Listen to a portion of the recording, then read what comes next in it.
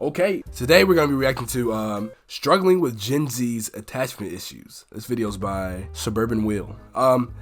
Yeah, I got an attachment issue with not uploading on a consistent basis. That's pretty common issue. I'm sorry.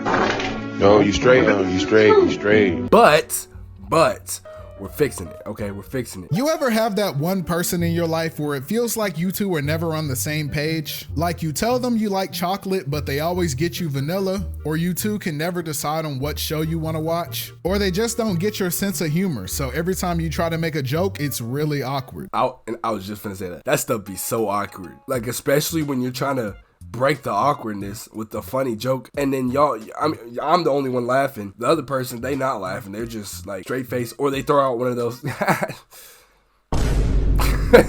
one of those awkward laughs out. It's like, damn, I think I'd rather you not laugh. Now it's just awkward and I'm not funny. Like, what? It may not seem like it, but my social anxiety, bro, it gets bad.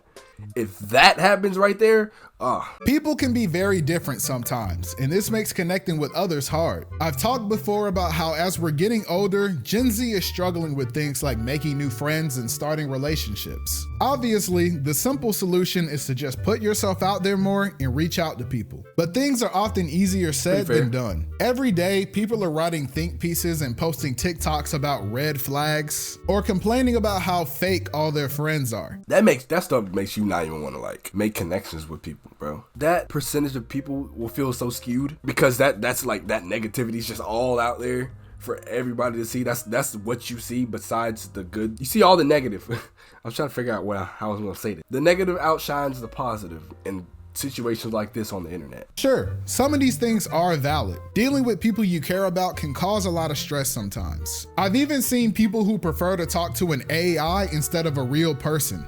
Now that is crazy. All right, that is insane. I would never let myself get down that far. Talking to an AI before an actual person, like having genuine conversations without like cheating on homework or nothing. That's fine. You know, school sucks anyways. Go ahead, bro. But having a genuine like day-to-day basis conversation with AI, that stuff's like that's low-key sad. I'm not gonna lie, because having a connection with somebody is such a good thing. You're kind of like robbing yourself of that opportunity because you're chatting with AI, trying to get freaky with Jessica the AI bot. No, just go outside, bro.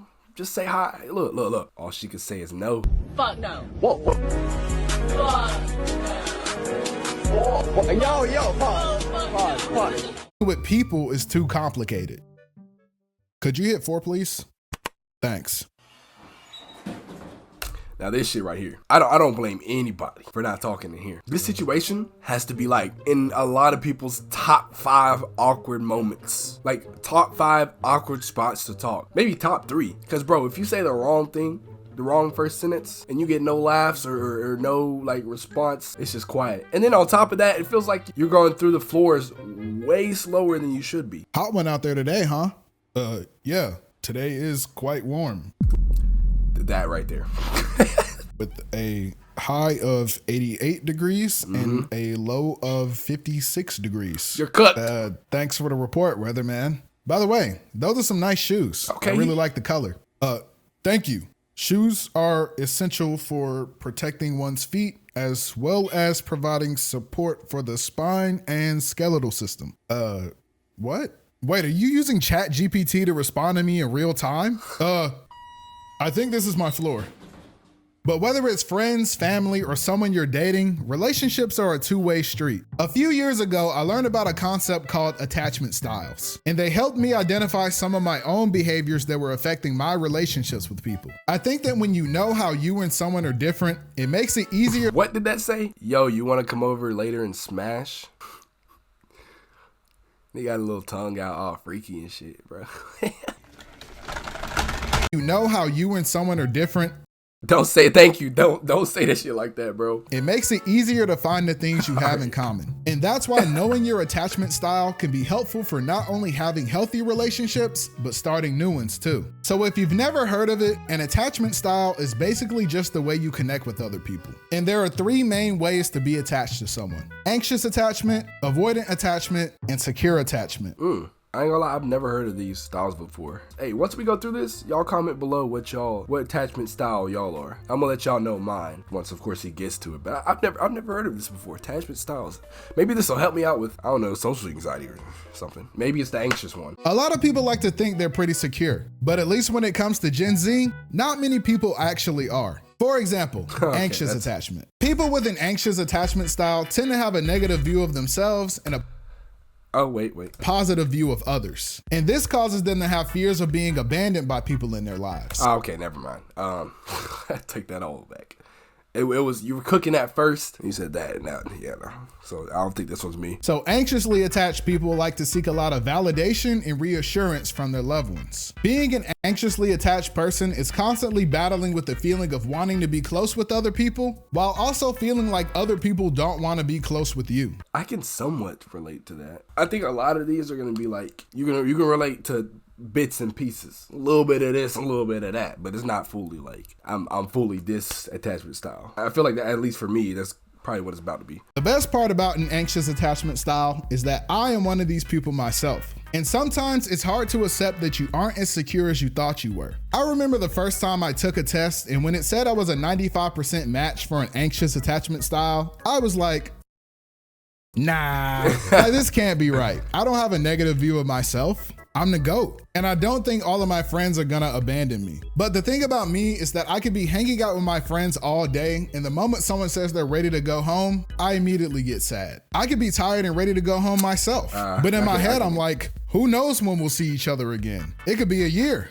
Or 10 years. I ain't gonna lie, I kind of hate it when it goes like that. Like, damn, you be having so much fun, and then out of nowhere, bro, it takes one person to say, I'm heading out.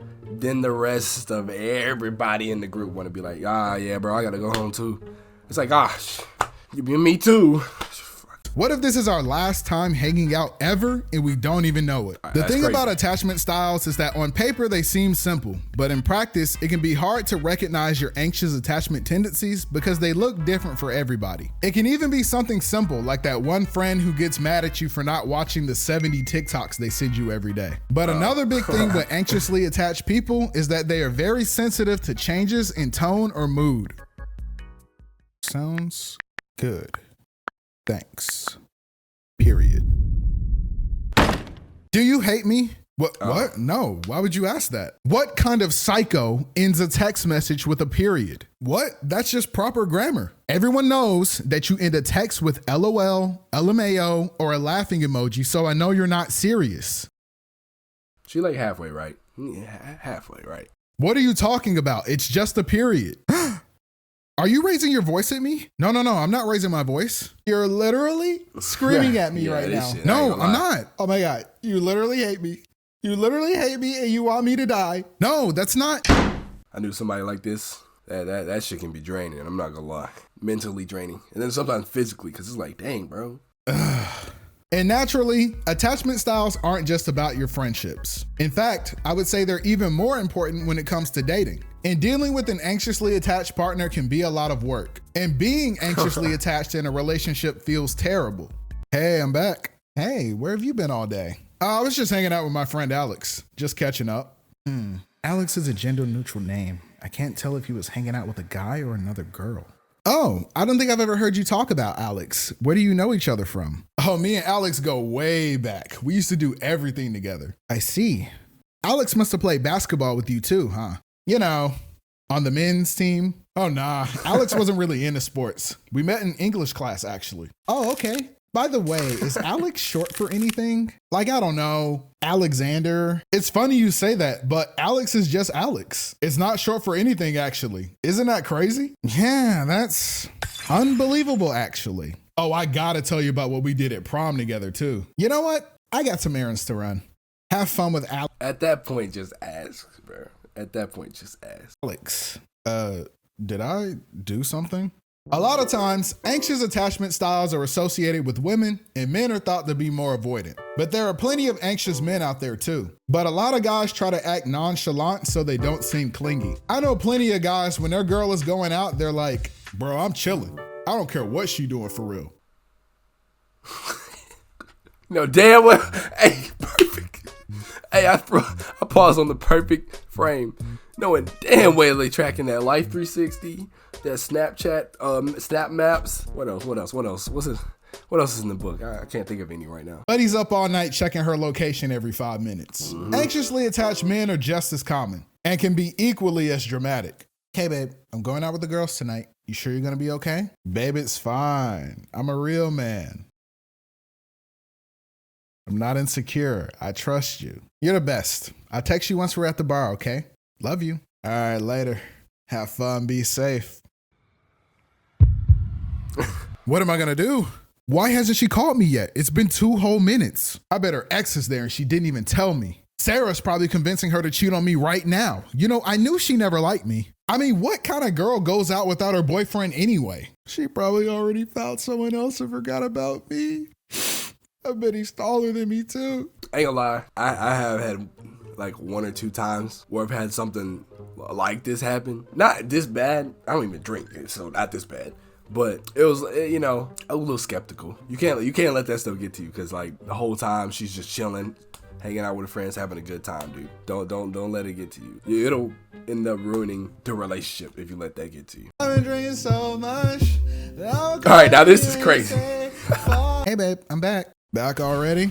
I was enjoying some peace and quiet. Yeah, it was fun, but Sarah had way too much to drink, so we left the bar early and just chilled at her place. Classic Sarah. Gotta love her, right? How was your night? Had fun? Oh yeah, I just chilled. Definitely didn't have an emotional breakdown or anything like that. Having an anxious attachment style isn't easy. And even if you're aware that you aren't thinking rationally, sometimes you can't stop feeling the way you feel. So it's important that you set boundaries for yourself. And as an anxious person myself, this is hard. Everyone knows that it's not a good idea to get upset and go crazy on your partner just because they were slow to respond to a text or because they spent time with a friend. But I think one thing anxiously attached people tend to do is blame themselves for everything wrong in their relationships. Trust me, I know how it feels to be so desperate for someone's attention that you let them walk all over you and your feelings. To want things to work out with a person so badly that you let everything be your fault just to keep them happy. I'm sorry. You're right. I'm too clingy. I should respect your space. Can we please talk? I'm sorry. You know, I'm gonna say it. I done had a time like this too. I'm gonna keep it real with y'all. I done had, like, not like this. Not like the clingy part. Not the second text. That's pretty much, I've done that before. Every time you try to express yourself, it becomes an argument when you're the one being ignored, but somehow you're always the one who ends up apologizing. It's not always your fault. You're not always overreacting. Sometimes people do mistreat you. You probably wish that you didn't care so much, that you could just be like other people and just say, forget this person. It's tiring pretending to not care just to see if someone else does. But you're not wired that way, and that's okay. Sometimes others are quick to assume that all anxious people are clingy, selfish, and insecure. But anxiously attached people care a lot about their loved ones. They're just chronic overthinkers. So don't fill your head up telling yourself things like if they wanted to, they would, and try to work on actually telling your friends and partners what you need from them.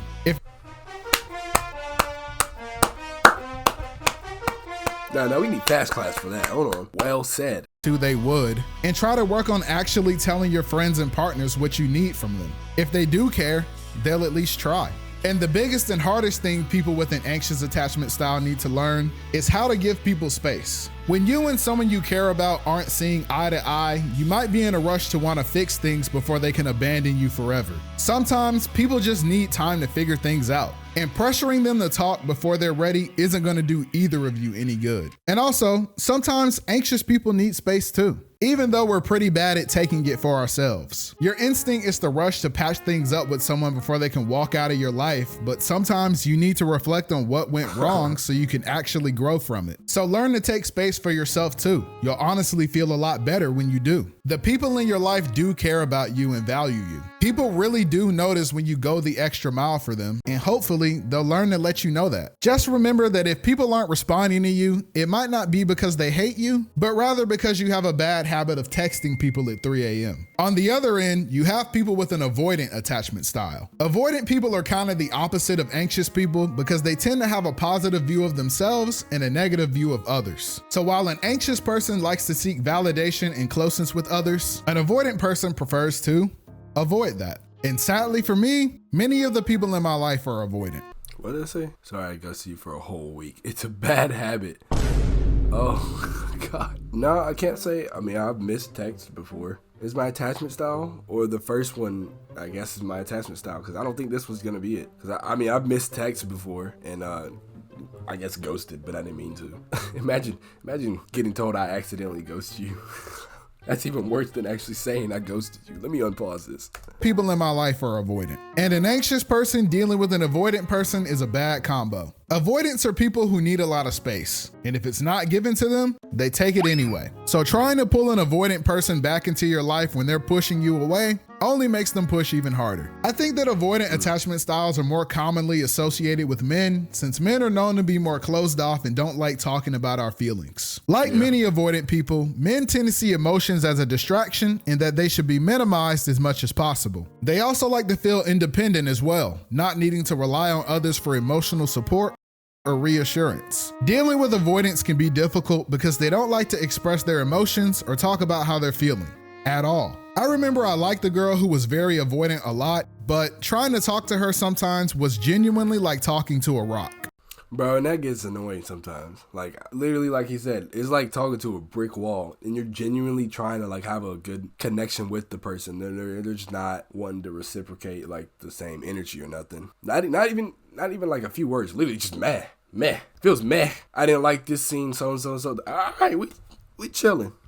But in this case, nah, it's just meh. Like you, Mr. Robinson's wife. Shout out to Amazing World of Gumball. And this way of shutting people out can cause you to think that avoidant people don't care about you or that they're cold and heartless people. Avoidants get a lot of hate because many people have been hurt by avoidance in the past, including me. But many of them really are kind people and they do care a lot, but they don't always know how to deal with their own emotions, let alone other people's. So it's easier to just pretend that you don't feel them. A lot of times, the more an avoidant person likes you, the more they try to push you away because they're afraid of what someone might do when they're allowed to be vulnerable. That does make sense. A lot of these attachment issues are like correlated with past situations. I think that's really just what this comes down to, what your past has been like with other people in relationships. A lot of men are avoidant because they're afraid that their vulnerability will be seen as weakness. They don't like talking about what bothers them because they're worried it could be used against them. And it's not only men, avoidant women are just as common. So how's things going with that guy you've been talking to? Honestly, they're great.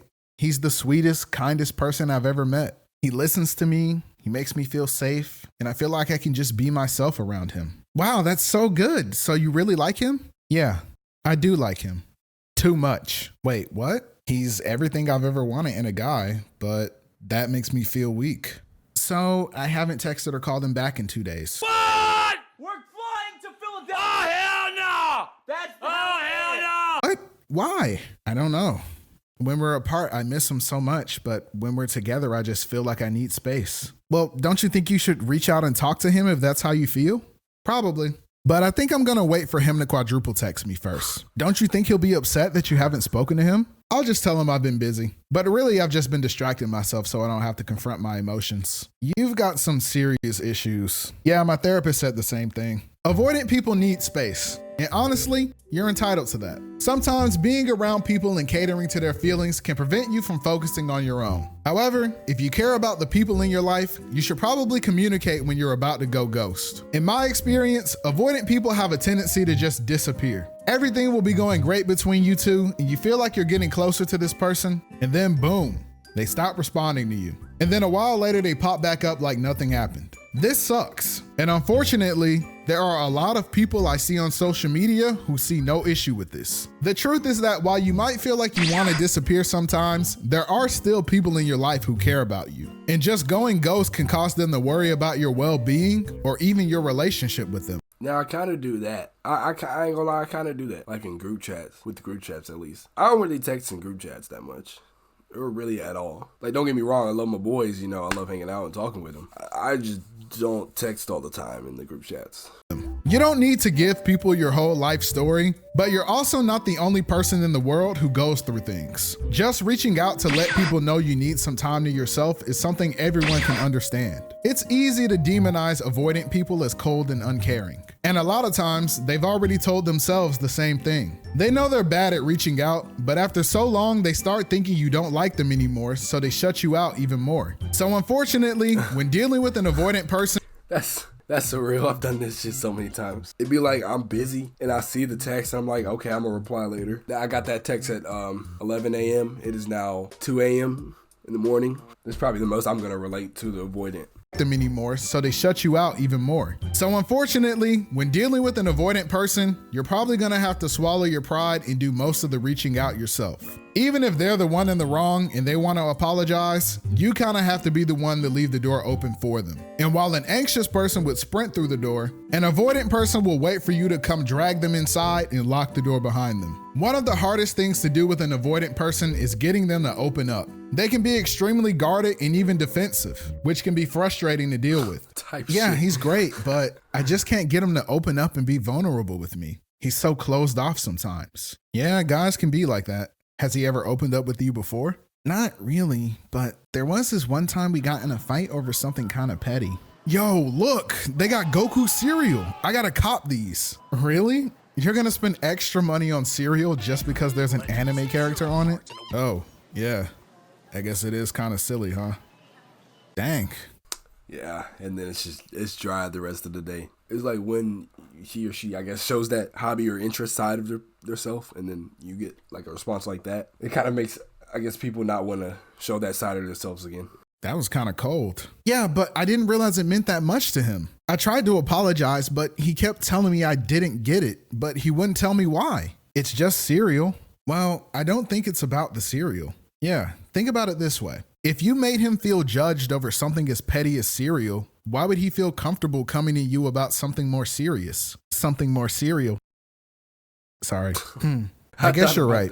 I didn't really think about it that way. I gotta go make a trip. Later. Vulnerability is a privilege, and with some people, you have to work a little harder to earn it. Personally, I find it easy to share things about myself with other people, but others need to really make sure they can trust you before they open up. If you do something to make someone feel judged for being who they are, they might not feel comfortable sharing more about themselves. With avoidance, you have to earn the right to truly get to know them. Online, a lot of people like to paint anxious and avoidant people as two different ends of a spectrum, but I think they're more like two sides of the same coin. They both need a lot of reassurance that they matter to the people they care about. They just have different ways of going about it. An anxious person will cling to you, and an avoidant person will push you away. But this isn't to say that you should expect someone to put up with this forever, though. It can get exhausting constantly having to cater to an anxious person's expectations, or having to wait 3 business days for an avoidant person to text you back. You can do your best to accommodate other people, but you also deserve to have your emotional needs met too. I ain't gonna lie, yeah. If it's not progressively getting better over time, then yeah, walk out. I was supposed to be walking out. I don't know. I'm trying to be different, bro. I'm trying to be different. People can only be patient for so long before they get tired of waiting. It sucks feeling like you're not allowed to be friends with people because your anxious boyfriend feels threatened by every single person you know. And it also sucks feeling pathetic because your avoidant girlfriend ignores you all day and doesn't like saying I love you to people. The goal is to keep working on yourself so that we can all work towards a more secure attachment style. Secure attachment is the best of both worlds. Securely attached people tend to not only have a positive view of themselves, but also others as well as their relationships. Secure people are comfortable with both closeness and independence, and rarely experience worries of being alone or not being accepted by others. A lot of people think of themselves as secure, but honestly, I don't think there's a such thing as being 100% secure. Everyone has some degree of avoidance or anxiousness. That's normal. But being secure is more about recognizing those tendencies and managing them as well as your expectations. And it's also about recognizing how other people become attached to you as well. Securely attached people aren't perfect and logical people. Oftentimes, logic isn't the best way to deal with relationships anyway. What secure people are good at, though, are boundaries. Not only setting them, but clearly communicating what they are. Secure people get anxious, or they can be avoidant at times too. But they know this about themselves and try to keep those habits in check. Relationships come with challenges, but by no means should they be difficult. So don't make them difficult. Communicate with people. Don't go ghost, but also be willing to give people space. Okay, I think mine now is secure attachment. Definitely, not even think. Definitely more so secure attachment with a little bit of like anxious and barely any avoidant. I'd say definitely back then I was more, I guess, anxious. Yeah, I had to really think right there, like really go backwards.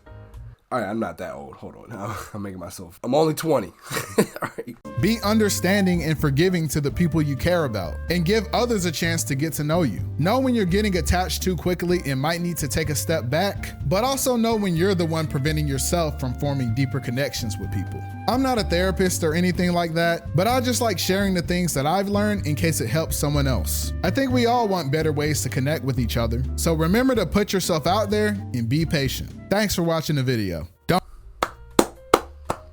Y'all subscribe to Suburban Will. I'm gonna leave that link down in the description below. Definitely a great video. Let me know what y'all's attachment style is. Like, don't be shy. Don't be shy to, say your attachment style. No criticism. You are who you are. I mean, hey, we're real around here. Let me know if y'all want me to react to more Suburban Will videos, or if y'all just want me to react to something else. Definitely recommend it down below. I need recommendations. Okay. I think I might do some maybe cut videos and stuff, and I don't know about the pop the blue or the button. That's what I was thinking of, the button and the cut, both of them, Jubilee, all that mess.